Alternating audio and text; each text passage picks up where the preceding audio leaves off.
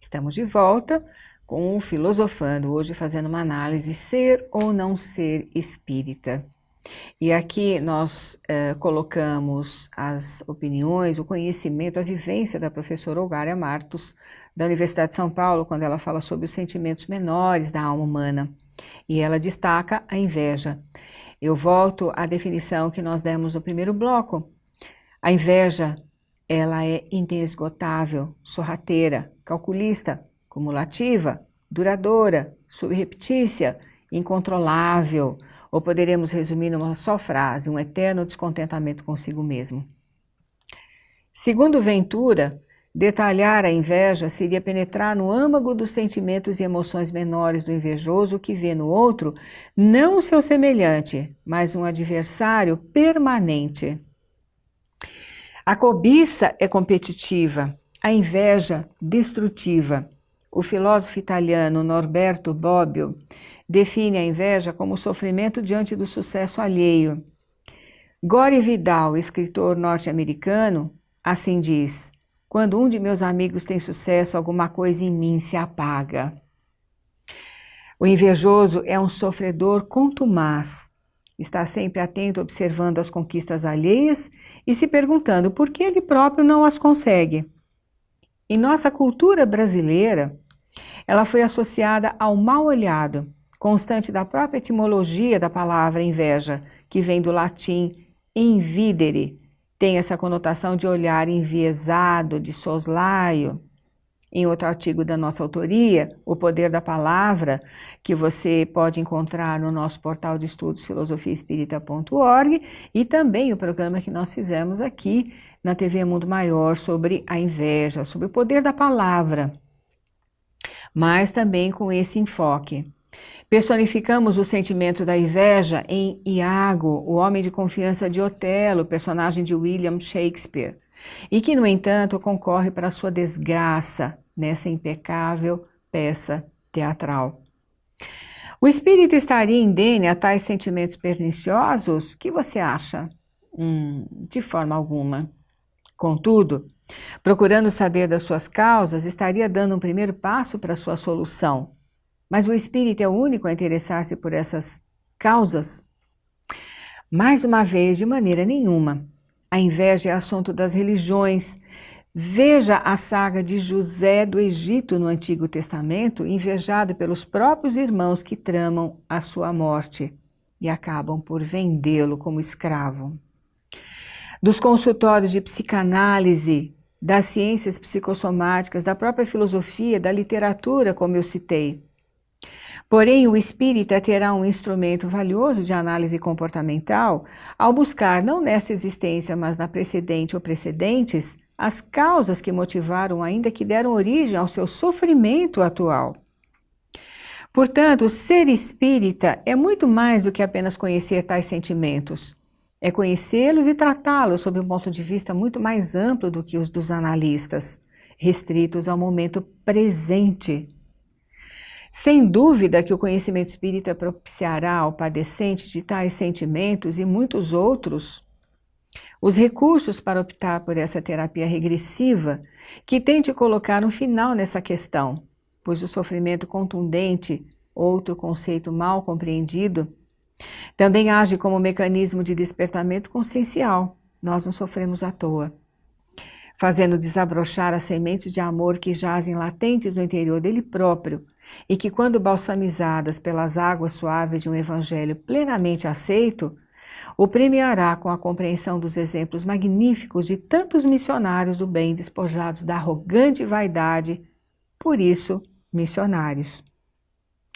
Mas voltemos aos conceitos. Proselitismo é o mesmo que sectarismo, partidarismo.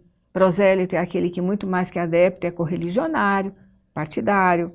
No campo das religiões dogmáticas, o proselitismo levou no passado a ortodoxia que incentivou a violência física, o banimento, o desterro, o exílio, a proscrição, a condenação, a morte de livres pensadores como Pedro Abelardo, Galileu, Copérnico, Jean Hus, Wycliffe, Lutero, Tyndale e centenas de outros, muitos dos quais anônimos. Tudo isso tem uma influência cabal na nossa visão de mundo, já que somos herdeiros da nossa própria história. Aceita-se o espiritismo, mas não se alcança muitas vezes a sua proposta. Esta passa a ser apenas um componente de um compromisso doutrinário vinculado às casas espíritas, como se a sua constituição fosse apenas regulamentar, institucional, proselitista, nunca consciencial. Você já pensou nisso? Atuamos dentro das casas espíritas por uma obrigação? O que leva você a trabalhar num centro espírita? Frequenta-se ou trabalha-se num centro espírita com a mesma postura dispensada a uma igreja ou a um lugar público qualquer. Preservam-se cargos. Perdem-se os conceitos sublimes da responsabilidade pelo desenvolvimento da consciência alheia, do próximo mais próximo, aquele que Jesus nos indicou como irmão, como irmã, aquele semelhante cuja liberdade Gandhi e Luther King defenderam com a vida. Chico Xavier, com a sua firmeza de caráter, manifesta pela ternura autêntica, como Leon Denis, cujo intelecto foi buscar na periferia de Paris almas para educar. Todos inspiraram e continuam inspirando os seguidores, não das suas personalidades, mas dos seus conceitos de vida, de firmeza, de posição, de propósitos, de amor à vida, em seu conceito mais amplo.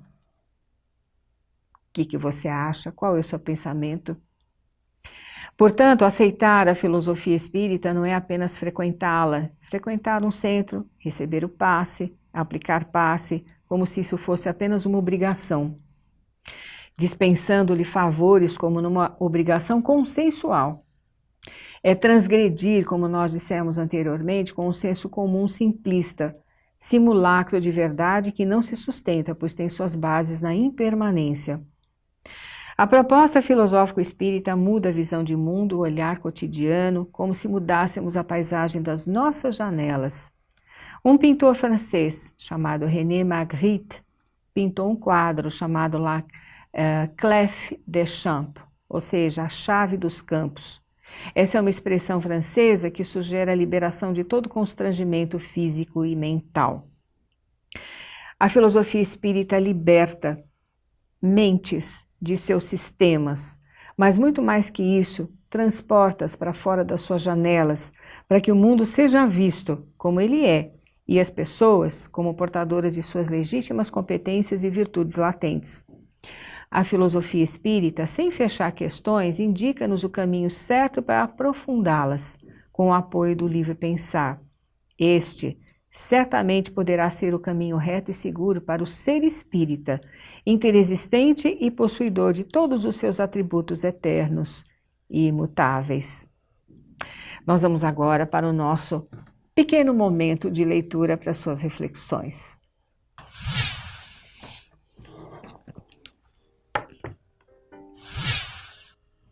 Nós temos em mãos aqui o livro O Centro Espírita, de José Herculano Pires, um verdadeiro código de conduta para trabalhadores e dirigentes que atuam dentro das casas espíritas, sejam elas de pequeno, médio ou grande porte.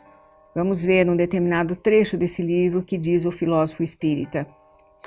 Num centro espírita bem organizado, problemas são estudados e ensinados, para que as pessoas interessadas no ensino real de Jesus possam compreender o sentido do espiritismo. Sem isso, o centro espírita deixa de cumprir a sua missão de grande obra de restauração do cristianismo em espírito e verdade.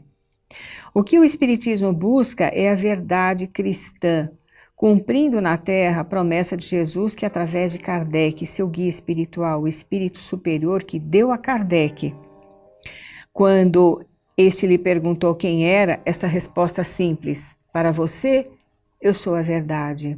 Hoje nós sabemos que é Jesus de Nazaré. O centro espírita significa, assim, uma fortaleza espiritual de grande batalha para o restabelecimento da verdade cristã sobre a terra. Mas tudo isso deve ser encarado de maneira racional e não mística. Ninguém está no centro espírita ali investido de prerrogativas divinas, mas apenas de obrigações humanas. Veja só, em mais um trecho do livro O Centro Espírita, no seu capítulo 2º. No desempenho da sua função, o Centro Espírita é, sobretudo, um centro de serviços ao próximo, no plano propriamente humano e no plano espiritual.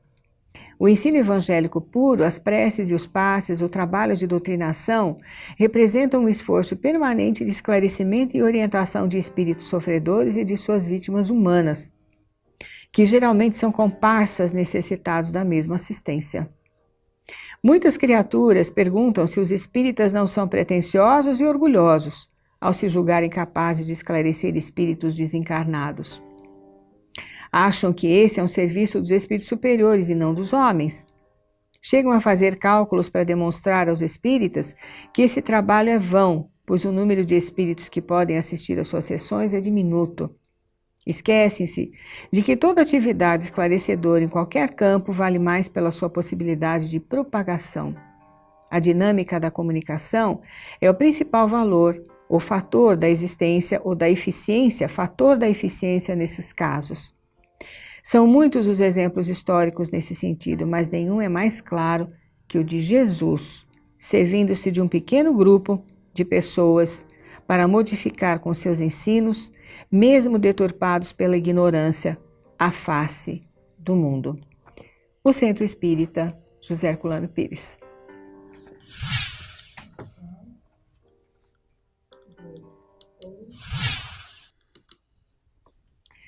Como você bem viu, a filosofia espírita é um vasto manancial de reflexão, principalmente quando nós temos a nortear o nosso pensamento as lições e as orientações de Allan Kardec.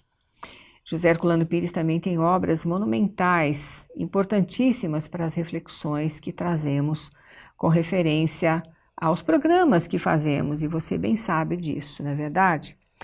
Mas nós aproveitamos a oportunidade para mais uma vez convidar você para que se torne parceiro da Fundação Espírita André Luiz, que agrega a TV Mundo Maior e a Rede Boa Nova de rádio. Nós temos equipes de profissionais que trabalham cotidianamente aqui conosco e por isso você recebe o programa Filosofando com a qualidade que você merece. Todos nós estamos engajados nessa missão de levar sempre bem-estar e conhecimento para todos vocês. Portanto, nós pedimos a você que faça parte da nossa equipe também. Faça a sua contribuição, hoje mesmo, ligando para o 0800 12 18 38. Associe-se ao Clube Amigos da Boa Nova. E tem mais, com a sua contribuição, você também pode ajudar a manter os inúmeros internados da unidade de longa permanência das Casas André Luiz. Faça parte. Até o próximo Filosofando. Fique com Deus e até lá.